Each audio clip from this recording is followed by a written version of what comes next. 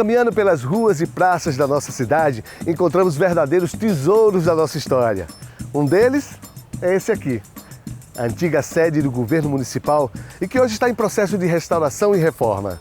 Olá, eu sou o João Jatobá e hoje vamos conhecer um pouquinho da história desse que já foi sede do governo municipal e que homenageia o homem que mudou o destino da nossa cidade, Inácio Barbosa, porque aqui tem história.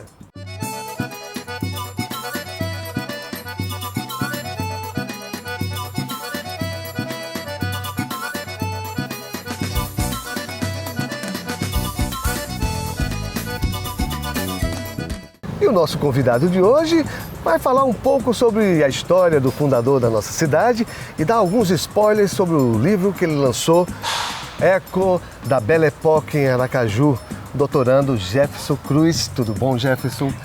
Antes de mais nada, obrigado por ter aceitado o convite. Eu que agradeço, Jatobá, tudo de bom para você.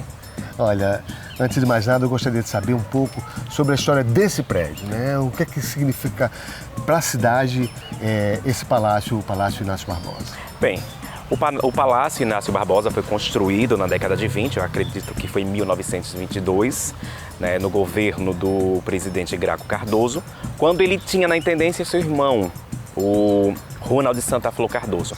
Então a ideia do palácio é justamente dar à intendência, né, à prefeitura, como era chamado antigamente, um lugar, um símbolo de poder. Por quê?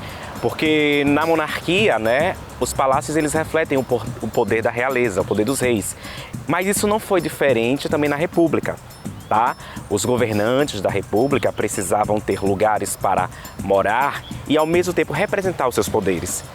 A gente viu isso na presidência da República, no governo do estado com o Palácio Olímpio Campos e também aqui no Palácio Inácio Barbosa.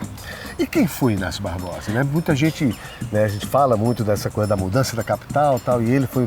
Mas quem era o homem Inácio Barbosa e a influência dele para a política sergipana? Sim. Inácio Barbosa, primeiramente, não era sergipano, tá? Ele era do Rio de Janeiro.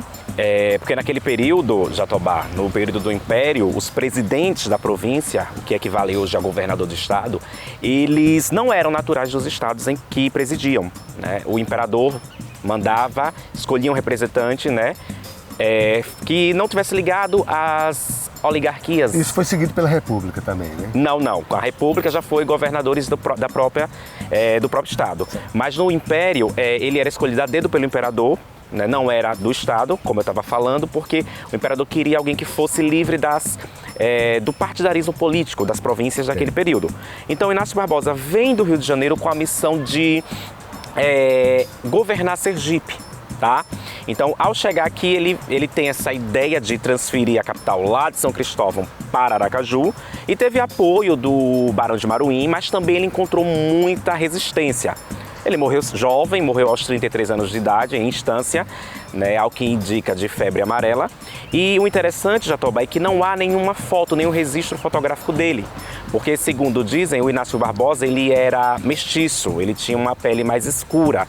Então isso era um fator naquele período, né, de um tanto, digamos assim, ele sentia vergonha da cor dele. Então não existe assim uma reprodução imagética do Inácio Barbosa. Quer dizer que esse período, década de 20, foi um período de muita efervescência política no Brasil, né? Isso. E de muitas transformações também em todos os lugares do país. Isso. Me diga agora do que trata esse seu livro, né? E o que significa esse período Belle Époque? Bem, é um termo francês, né? Isso, Bela Época. Bela Época. Então, exatamente. O meu livro, ele vai falar justamente dessa bela época aqui em Aracaju. Eu trato sobre a reforma urbana de Aracaju, que começou em 1919, no governo de Pereira Lobo, quando a pandemia da gripe espanhola estava se arrefecendo. E também no governo de Graco Cardoso, quando ele impulsiona ainda mais essas reformas. Eu trato desses dois períodos. Por quê? Porque Pereira Lobo deixou obras inconclusas e o Graco Cardoso vai dar continuidade a esse trabalho. Mas, para além do campo político, eu apresento também o campo social. Como as pessoas receberam essas reformas. Eu falo das ruas João Pessoa e Laranjeiras aqui no centro da cidade, que já naquela época mostravam uma pujança no comércio, né? Falo de outras ruas aqui, como a Rua Distância, a Rua Propiá, enfim. E mostro como eram as vicissitudes de Aracaju nas primeiras décadas do século XX. Por quê? Porque quando a gente fala em Aracaju, a gente se remete apenas à transferência de capital, a Inácio Barbosa, a Barão de Maruim.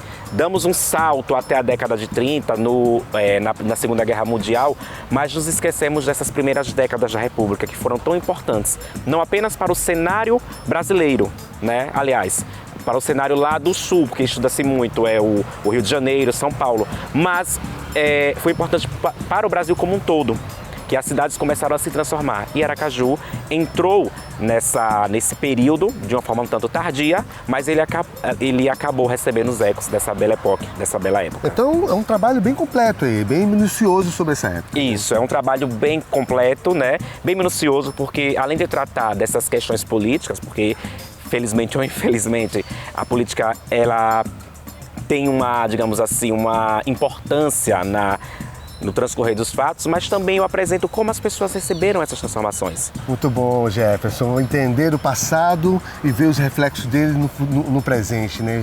Ver como a gente é influenciado por tudo aquilo que a gente viveu no passado, passando pelo passado. E para você que está nos vendo, fica a dica. Uma mão de verniz sobre o tabuleiro de pirro, ecos da Belle Époque em Aracaju. Jefferson Augusto da Cruz, o autor. E a gente vai se encontrar num próximo momento, em algum lugar da cidade, porque aqui, você já sabe, aqui tem história.